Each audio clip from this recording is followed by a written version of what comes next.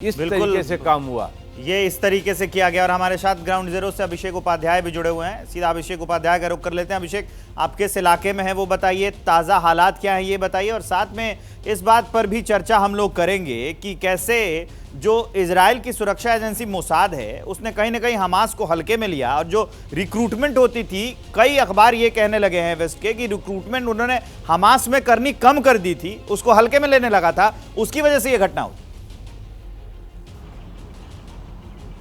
देखिए विवेक, विश्लेषण से ज़्यादा ज़रूरी है कि अभी जो घट रहा है उस पर बात कर ली जाए। और अभी घट ये रहा है, एक बहुत ही महत्वपूर्ण चीज़ ये हो रही है कि शाम 4 बजे का टाइम इजरायली समय के मुताबिक वो दिया था इजराइल की फोर्सेस ने कि गाज़ा के जो निवासी हैं वो मूव कर जाएं, यानी कि गाज़ा वो नॉर्थ से साउथ की ओर मूव कर जाएं।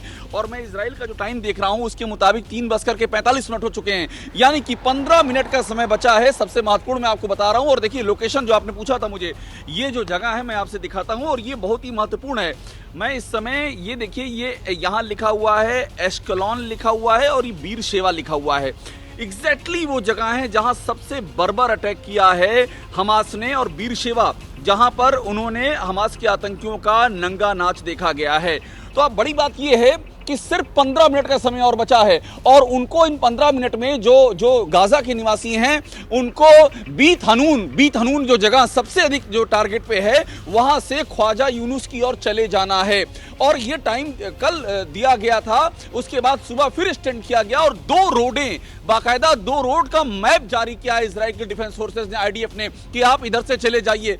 तो आप यूं सोचिए कि अगले 15 मिनट के बाद जब ये डेडलाइन खत्म हो जाएगी तो एक तरह से फुल स्केल ऑपरेशन की शुरुआत हो जाएगी, और उसकी तैयारियां हमको यहां भी दिख रही हैं। लगातार मैं एस्केलोन में खड़ा हूं और मैं यहां पर देख रहा हूं कि लगातार रीइंफोर्समेंट जो है ये जा रहा है गाजा की तरफ जा रहा है, क्योंकि ये जो रास्ता जो आप देख रहे हैं ये रास्ता गाजा की ओर जाता है। कुछ ही दूरी पर यहाँ गाजा है और ये मेन हाईवे है, इसलिए यहाँ तेजी से एक के बाद एक हमको जो आर्मी की यूनिट्स हैं, टैंक्स हैं, वो गाजा की तरफ मूव होते दिखाई पड़ रहे हैं। और 15 मिनट के बाद की क्या सिचुएशन होगी उस पर ध्यान देना बहुत जरूरी होगा। तो काफी अहम है, आप हमारे साथ जुड़े रहिए, अपडेट देते रहिएगा। मैं आपके पास वापस लौटूंगा, एक छोटे से ब्रेक का वक्त है, तुरंत होंगे हाजिर अगले 15 मिनट का पूरा अपडेट। तो ये तो हमने आपको दिखा दिया ग्राउंड जीरो का हाल कि बॉर्डर के इलाकों में क्या हाल है। अब हम आ गए हैं वॉर रूम में।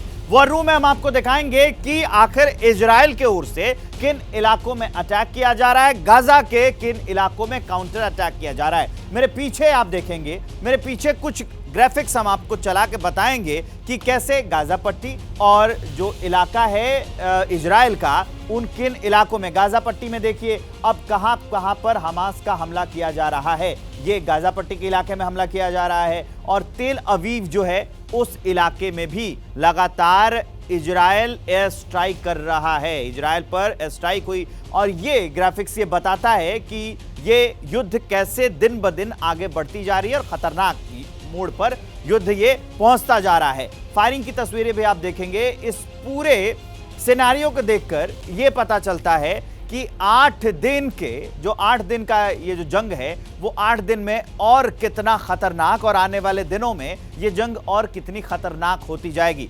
जैसे ही घड़ी का काटा दोपहर 2:30 पे आए, बबीता जी का दिल सास बहू साजिश के लिए मचल जाए। और ये है इनकी बहू, पूरे दिन ऑफिस की टेंशन हो जाए गॉन जब ये करें अपना फेवरेट शो फ्री टाइम पे ऑन। इनकी तरह आप भी देखें अपना फेवरेट शो अपने टाइम पर, और डाउनलोड कीजिए एबीपी लाइव ऐप अपने स्मार्ट टीवी पर।